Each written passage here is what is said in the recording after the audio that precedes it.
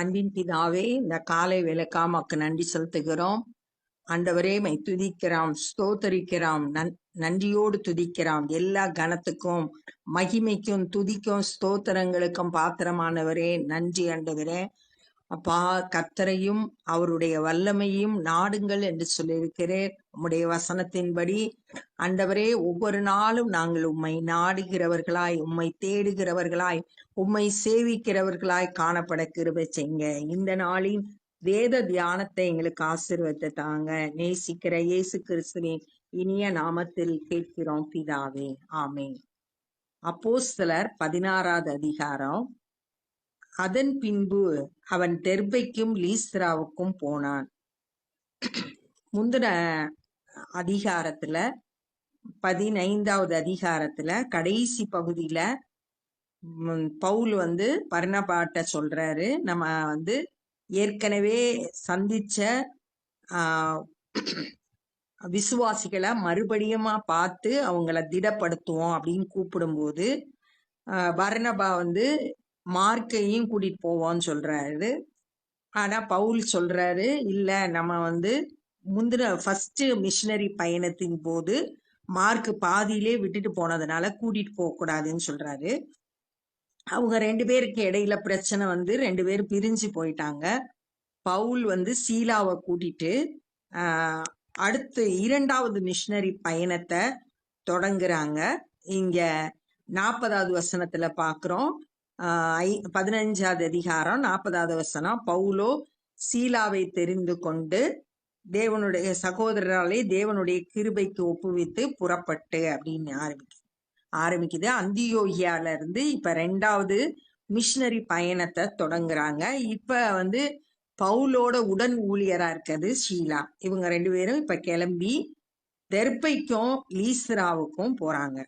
இந்த லீஸ்திரால பவுல் செய்த ஊழியம் முதல் பயணத்துல 14வது அதிகாரம் 8ல இருந்து 22 வரைக்கும் லீஸ்திராவிலையும் தெர்பையிலையும் உங்க ஊழியம் செய்ததை நம்ம அங்க பார்க்கலாம். அங்க மறுபடியும் இப்ப போறாங்க.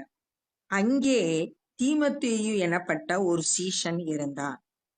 இந்த தீமோத்தேயுவை குறிச்சு 2 தீமோத்தேயு 1வது அதிகாரம் 5வது வசனத்துல என்ன சொல்லியிருக்கு அப்படின்னா, இந்த விசுவாசம் முந்தி உன் பாட்டியாகிய லோவிசாலுக்குள்ளும் உன் தாயாகிய ஐநேக்கியாளுக்குள்ளும் நிலைத்திருந்தது, அது உனக்குள்ளும் நிலைத்திருக்கிறது என்று நிச்சயித்திருக்கிறேன் அப்படின்னு சொல்றாங்க. அப்ப பாட்டி மூலம் தாய், தாய் மூலம் தீமோத்தேயு, இப்படி தீமோத்தேயுன்ற சீஷன் இருந்தான். அவன் தாய் விசுவாசம் உள்ள யூத ஸ்திரீ. அவள் ஒரு விசுவாசி, இயேசு கிறிஸ்துவை ஏற்றுக்கொண்ட யூத ஸ்திரீ. அவள் தகப்பன் கிரேக்கன், ஆனா அப்பா யூதர் கிடையாது, புறஜாதியினர், கிரேக்கன். அவன் லீஸ்திராவிலும் இக்கோனியாவிலும் உள்ள சகோதரராலே நற்சாட்சி பெற்றவனாய் இருந்தான். சகோதரன் சொல்றதெல்லாம் விசுவாசிகள். விசுவாசிகள் மத்தியில லீஸ்திராலையும் இக்கோனியாவிலையும் நல்ல சாட்சி பெற்றிருந்தான். இந்த தீமோத்தேயும் நற்சாட்சி பெற்றவனா, எல்லாம் அவனை நல்ல நல்ல நல்லவன் சொல்றாங்க, சாட்சி பெற்றவனாய் இருந்தான். அவனை பவுல் தன்னுடனே கூட்டிக் கொண்டு போக வேண்டும் என்று விரும்பி, இப்ப பவுலுக்கு தீமோத்தேயு தன்னோட கூட்டிட்டு போனோம் அப்படின்னு சொல்லிட்டு விருப்பம் ஏற்படுது. இந்த தீமோத்தேயு யூதனும் கிரேக்கரும் சேர்ந்தவன். அவனை கூட்டிட்டு போகணும்னு நினைக்கிறான். அவனுடைய தகப்பன் கிரேக்கன் என்று அவ்விடத்தில் இருக்கும் யூதர் எல்லாரும் அறிந்திருந்தபடியால், யூதர்களுக்கு எல்லாம் தெரியும் அவங்க அப்பா புறஜாதியினர் அப்படின்றது தெரிஞ்சதுனால அவர்கள் நிமித்தம் அவனுக்கு விருத்த சேதனம் பண்ணினான். விருத்த சேதனம் பண்றதுனால ரட்சிப்பு கிடையாதுன்னு ஏற்கனவே பல இடங்கள்ல பவுல் சொல்றத நம்ம பார்த்திருக்கோம். ஆனா இங்க அந்த யூதர்களின் நிமித்தம் அவங்க இடறிடக்கூடாது அப்படின்றதுக்காக விருத்த சேதனம் பண்ண சொல்றாரு இந்த தீமோத்தேயுவை. ஏன் அப்படின்னு பார்த்தோம்னா, 1 கொரிந்தியர் 9வது அதிகாரம் 20வது வசனத்துல யூதரை ஆதாயப்படுத்திக் கொள்ளும்படி யூதருக்கு யூதனை போலவும் நியாயப்பிரமாணத்துக்கு கீழ்ப்பட்டவர்களை ஆதாயப்படுத்திக் கொள்ளும்படிக்கு நியாயப்பிரமாணத்துக்கு கீழ்ப்பட்டவனும் போலுமானேன் அப்படின்னு சொல்லிட்டு பவுல் சொல்றாரு. அப்ப யூதர்களை ஆதாயப்படுத்தணும்னா யூதருக்கேற்ற மாதிரி நடந்தாதான் அவங்கள ஆதாயப்படுத்தணும்.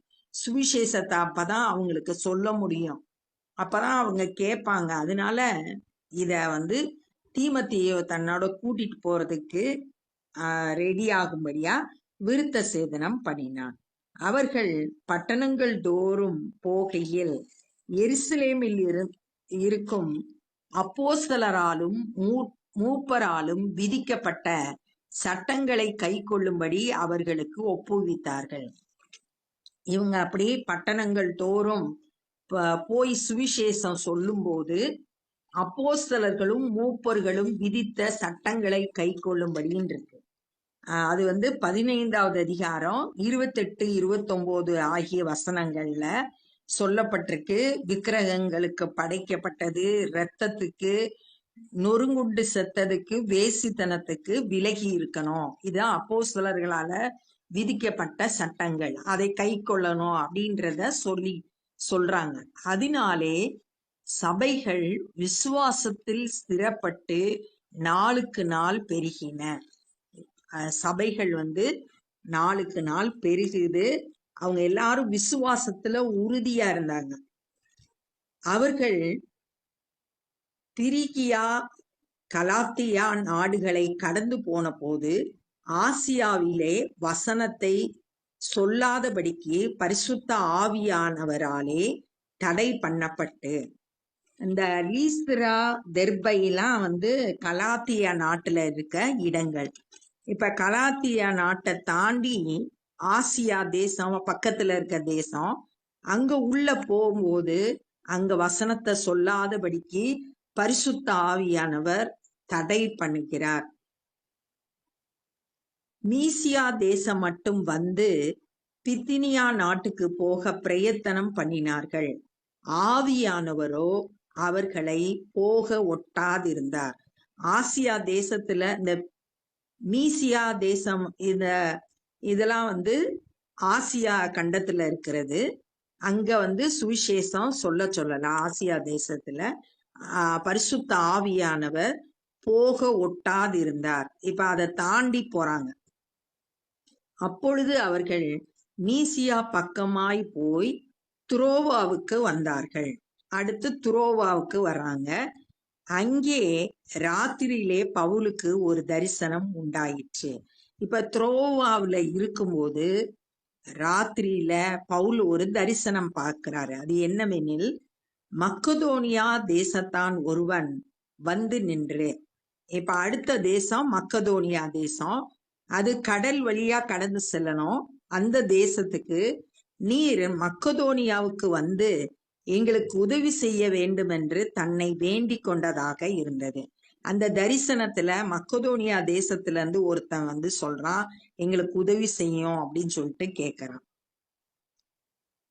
அந்த தரிசனத்தை அவன் கண்டபோது அவர்களுக்கு சுவிசேஷம் அறிவிக்கும்படி கர்த்தர் எங்களை அழைத்தார் என்று நாங்கள் நிச்சயித்து கொண்டு, இப்ப பவுலுக்கு தெளிவா தெரிஞ்சிருச்சு நம்ம எங்க போய் சுவிசேஷம் அறிவிக்கணும்னு, மக்கதோனியா நாட்டுக்கு போகணுன்றது இந்த தரிசனத்தின் மூலம் பவுல் அறிந்து கொண்டார். கர்த்தர் அங்கதான் அழைக்கிறார் அப்படின்னு சொல்லிட்டு தன்னுடைய அழைப்பை குறித்த ஒரு நிச்சயத்தை பெற்றுக்கொண்டு ஆவியானவர் வழி நடத்துகிறபடி ஊழியத்தை செய்தார்.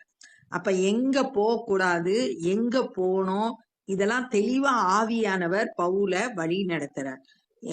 ஊழியம் கர்த்தருடைய சித்தத்தின்படி பரிசுத்த ஆவியானவர் வழி நடத்துறபடி செய்தாதான் அந்த ஊழியம் வெற்றி பெறும். இப்ப அந்த நிச்சயத்தை பெற்றுக்கொண்டு உடனே மக்கதோனியாவுக்கு புறப்பட்டு போக பிரயத்தனம் பண்ணி உடனே மக்கதோனியாவுக்கு கிளம்பிட்டாரு. துரோவாவில் கப்பல் ஏறி சாமோத்திராக்கே தீவுக்கும் மறுநாளிலே நெய்யாப்போலி பட்டணத்திற்கும் நேராக ஓடி, இதெல்லாம் அடுத்து அவங்க எங்க போயிட்டாங்கன்னா மக்கதோனியா தேசத்துக்கு போயிட்டாங்க.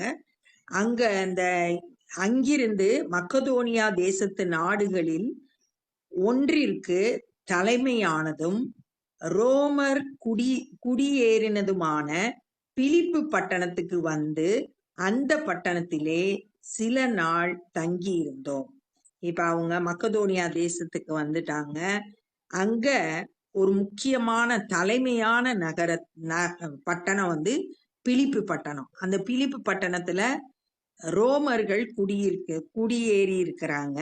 அந்த பிலிப்பு பட்டணத்துல சில நாட்கள் அங்க தங்கி இருந்து சுவிசேஷ பணிய செய்யும்படியா பவுலும் சீலாவும் தீமத்தேயும் 3 பேரும் அந்த இடத்துக்கு தங்கி இருக்கிறாங்க. அப்ப இந்த நாள்ல நம்ம என்னெல்லாம் கற்றுக்கொண்டோம் அப்படின்னா,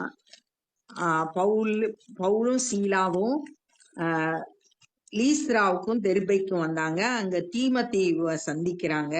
தீமத்தேயு தங்களோட ஊழியத்துக்கு அழைத்து செல்ல விரும்பி, அவ அம்மா யூத ஸ்திரீ, அப்பா கிரேக்கன்றதுனால புறஜாதியார்ன்றதுனால விருத்த சேதனம் பண்ண சொல்லி அதுக்கப்புறம் தன்னோடு கூட்டிட்டு போறாரு. அவங்க போற இடங்கள்ல எல்லாம் அப்போஸ்தலர்கள் சட்டங்களை கைக்கொள்ளும்படியா சொன்னாங்க.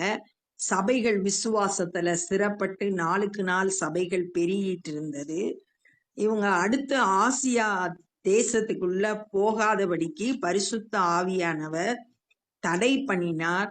அதனால இவங்க அடுத்து துரோவாக்கு போறாங்க. துரோவால ராத்திரியில பவுலுக்கு ஒரு தரிசனம் வருது. மக்கதோனியா தேசத்தை சேர்ந்த ஒருத்தன் எங்களுக்கு உதவி செய்யும் வேண்டும் அப்படின்னு கேக்குறத தரிசனத்துல பார்த்தோன்னே கர்த்தர் தன்னை மக்கதோனியா தேசத்துக்கு சுவிசேஷம் அறிவிக்கும்படி அழைக்கிறார் அப்படின்ற நிச்சயத்தை பெற்றுக்கொண்டு ஊழியத்தை நிறைவேற்றும்படியா மக்கதோனியாவுக்கு போறாரு.